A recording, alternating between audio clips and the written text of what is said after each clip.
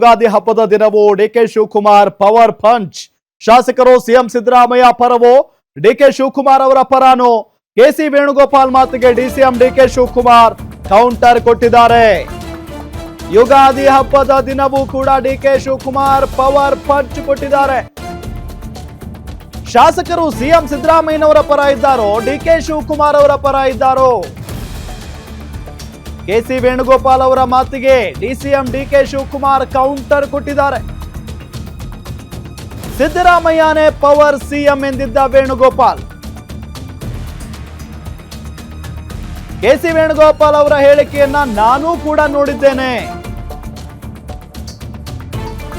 Party ಹಾಗೂ ಶಾಸಕರು ತೀರ್ಮಾನ ಅಂತ ಹೇಳಿದ್ದಾರೆ. ಪರೋಕ್ಷವಾಗಿ ಶಾಸಕರ ಬೆಂಬಲ ನನ್ನ ಪರವಾಗಿದೆ ಅಂತ ಹೇಳಿ ಡಿಸಿಎಂ ಡಿಕೆ ಶಿವಕುಮಾರ್ ಅವರು ಹೇಳಿಕೆಯನ್ನ ಕೊಟ್ಟಿರೋದು. ಸೊ ಮೊನ್ನೆ ಕೆಸಿ ವೇಣುಗೋಪಾಲ್ ಅವರು ಮಾತನಾಡಿದ್ರು.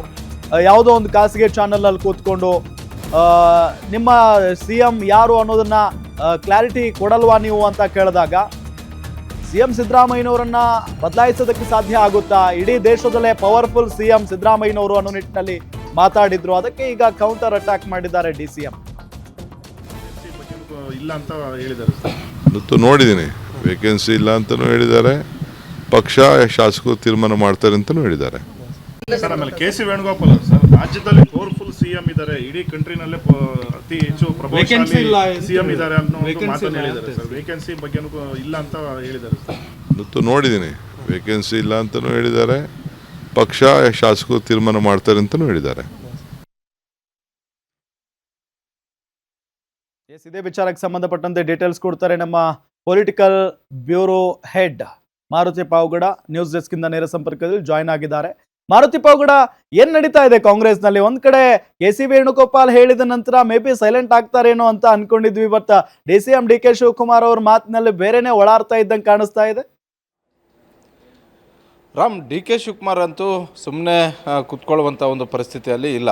ನವಂಬರ್ ತಿಂಗಳಿಂದಲೂ ಕೂಡ ಏನೆಲ್ಲ ಸರ್ಕಸ್ಗಳನ್ನು ಮಾಡಬೇಕು ಅದಕ್ಕಿಂತಲೂ ಮೊದಲಿಂದಲೇ ಆ ಸರ್ಕಸ್ಗಳನ್ನು ಕಾಂಗ್ರೆಸ್ ಹೈಕಮಾಂಡ್ ಅಂಗಳದಲ್ಲಿ ಮಾಡುವಂತಹ ಒಂದು ಕೆಲಸವನ್ನು ಡಿ ಕೆ ಶಿವಕುಮಾರ್ ಅವರು ಮಾಡ್ತಾ ಇದ್ದಾರೆ. ಪ್ರತಿ ವಾರವೂ ಪ್ರತಿ 15 ದಿನಕ್ಕೊಮ್ಮೆ ದೆಹಲಿಗೆ ಹೋಗ್ತಾ ಇದ್ದಾರೆ, ದೆಹಲಿಯ ವರಿಷ್ಠರನ್ನ ಭೇಟಿ ಮಾಡ್ತಾ ಇದ್ದಾರೆ. 2023ಕ್ಕೂ ಮೊದಲು ನನಗೆ ಕೊಟ್ಟಂತಹ ಮಾತಿನಂತೆ ನಡೆದುಕೊಳ್ಳಿ ಅನ್ನುವಂಥ ಒಂದು ಮನವಿಯನ್ನು ಮಾಡಿ ಬರ್ತಿರುವಂಥ ಒಂದು ಕೆಲಸಗಳು ಆಗ್ತಾ ಇದ್ದಾವೆ. ಅದರಲ್ಲೂ ಈಗ ಬಡ್ಜೆಟ್ ಆದ ಬಳಿಕ ರಾಜಕೀಯ ಕಾಂಗ್ರೆಸ್ ರಾಜಕಾರಣದಲ್ಲಿ ಭಾಳಷ್ಟು ಬದಲಾವಣೆಗಳು ಆಗೇ ಆಗ್ತವೆ, ನಾಯಕತ್ವ ಬದಲಾವಣೆ ಆಗೇ ಆಗುತ್ತೆ. ಡಿ ಕೆ ಶಿವಕುಮಾರ್ ಅವ್ರಿಗೆ ಮುಖ್ಯಮಂತ್ರಿ ಗಾದಿ ಸಿಕ್ಕೇ ಸಿಗುತ್ತೆ ಅನ್ನುವಂಥ ಒಂದು ಭರವಸೆಯಲ್ಲಿ D K Shivakumar, D K Suresh ಸೇರಿದಂತೆ ಅವರ ಒಂದು ಪಟಾಳಂ ಇದ್ದಿದ್ದು ನಿಜ. ಆದರೆ ಮೊನ್ನೆ ಕೇರಳದಲ್ಲಿ ನಡೆದಂತಹ ಒಂದು ಖಾಸಗಿ ಕಾರ್ಯಕ್ರಮದಲ್ಲಿ ವೇಣುಗೋಪಾಲ್ ಅವರು ಕೊಟ್ಟಿರುವಂಥ ಒಂದು ಹೇಳಿಕೆ ಡಿ ಕೆ ಶಿವಕುಮಾರ್ ಅವರಲ್ಲೂ ಬಣದಲ್ಲೂ ಚರ್ಚೆ ಆಗ್ತಾ ಇದೆ, ಸಿದ್ದರಾಮಯ್ಯ ಅವರ ಬಣದಲ್ಲೂ ಕೂಡ ಚರ್ಚೆ ಆಗ್ತಾ ಇದೆ. ಈ ಹಿನ್ನೆಲೆಯಲ್ಲೇ ಮೊನ್ನೆ ಬೇರೆ ಕೆಲಸಕ್ಕೆ ಹೋದಂತಹ ಡಿ ಕೆ ಶಿವಕುಮಾರ್ ಅವರು ಇದೇ ವಿಚಾರವನ್ನು ಕಾಂಗ್ರೆಸ್ ಹೈಕಮಾಂಡ್ ಅಂಗಳದಲ್ಲಿ ಚರ್ಚೆ ಮಾಡಿ ಬಂದಿರುವಂಥದ್ದು. ಹಾಗಾದರೆ ವೇಣುಗೋಪಾಲ್ ಅವರು ಕೊಟ್ಟಿರುವಂಥ ಒಂದು ಹೇಳಿಕೆ ಎಷ್ಟರ ಮಟ್ಟಿಗೆ ಸರಿ ಇದೆ? ಈಗ ಎಲ್ಲವೂ ಕೂಡ ಹೈಕಮಾಂಡ್ ಅಂಗಳದಲ್ಲಿದೆ. ಹೈಕಮಾಂಡ್ ನಿರ್ಧಾರ ಮಾಡಬೇಕು, ರಾಹುಲ್ ಗಾಂಧಿ ಅವರು ನಿರ್ಧಾರ ಮಾಡಬೇಕು, ಸೋನಿಯಾ ಗಾಂಧಿ ಅವರು ನಿರ್ಧಾರ ಮಾಡಬೇಕು. ಈ ನಡುವೆ ವೇಣುಗೋಪಾಲ್ ಆ ಹೇಳಿಕೆ ಕೊಟ್ಟಿದ್ದು ಎಷ್ಟು ಮಟ್ಟಿಗೆ ಸರಿ ಅನ್ನುವಂಥ ಒಂದು ಪ್ರಶ್ನೆಗಳನ್ನು ಕೂಡ ಕೇಳಿದ್ದಾರೆ ಅನ್ನುವಂಥ ಒಂದು ಮಾಹಿತಿ ಸಿಕ್ಕಿರುವಂಥದ್ದು. ಒಟ್ಟಾರೆ ಇವತ್ತಿನ ಪರಿಸ್ಥಿತಿ ನೋಡಿದ್ರೆ ನಿನ್ನೆ ಮತ್ತು ಮೊನ್ನೆ ದೆಹಲಿಯಲ್ಲಿದ್ದಂತಹ ಡಿ ಕೆ ಶಿವಕುಮಾರ್ ಅವರು ಯಾರೆಲ್ಲ ಹೈಕಮಾಂಡ್ ಅಂಗಳದಲ್ಲಿ ಪ್ರಭಾವಿ ನಾಯಕರಿದ್ದಾರೋ ಅವರನ್ನು ಭೇಟಿ ಮಾಡಿ ಏಪ್ರಿಲ್ ಬಳಿಕ ನನಗೆ ಅಧಿಕಾರ ಹಂಚಿಕೆ ಆಗಲೇಬೇಕು ಅನ್ನುವಂಥ ಒಂದು ಪಟ್ಟನ್ನು ಹಿಡಿದಿರುವಂಥದ್ದು ನಿಜ. ಹೀಗಾಗಿ ಏಪ್ರಿಲ್ ಕಳೆದ ಬಳಿಕ ಮೇ ಜೂನ್ ತಿಂಗಳಲ್ಲಿ ರಾಜ್ಯ ರಾಜಕಾರಣದಲ್ಲಿ ಬದಲಾವಣೆ ಆಗೇ ಆಗುತ್ತೆ.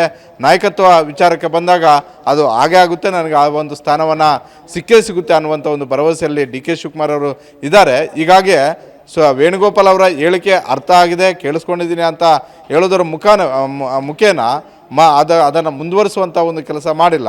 ನನಗೆ ಸಿಗುವಂತಹ ಅವಕಾಶ ಸಿಗಬೇಕಾಗಿರುವಂಥದ್ದು ರಾಹುಲ್ ಗಾಂಧಿ ಮತ್ತು ಸೋನಿಯಾ ಗಾಂಧಿ ಅವರ ಮುಖೇನ. ಹೀಗಾಗಿ ಅವ್ರಿಗೆ ಏನು ಮುಟ್ಟಿಸ್ಬೇಕೋ ಆ ಸಂದೇಶವನ್ನು ಮುಟ್ಟಿಸಿದ್ದೀನಿ ಅನ್ನುವಂಥದ್ದು. ಜೊತೆಗೆ ಸಿಗೋವರೆಗೂ ಕೂಡ ನಾನು ಸುಮ್ಮನೆ ಕಾದು ಕೂತಿರೋದಿಲ್ಲ ಅನ್ನುವಂತಹ ಒಂದು ಅರ್ಥದಲ್ಲಿ ಇವತ್ತಿನ ಅವರ ನಡೆ ಮತ್ತು ನುಡಿ ಇದೆ ಅಂತಲೇ ಹೇಳ್ಬೋದು ರಾಮ್. ಓಕೆ, ಥ್ಯಾಂಕ್ ಯು ತಮ್ಮೆಲ್ಲ ಮಾಹಿತಿಗಾಗಿ ಮಾರುತಿ ಪಾವಗಡ.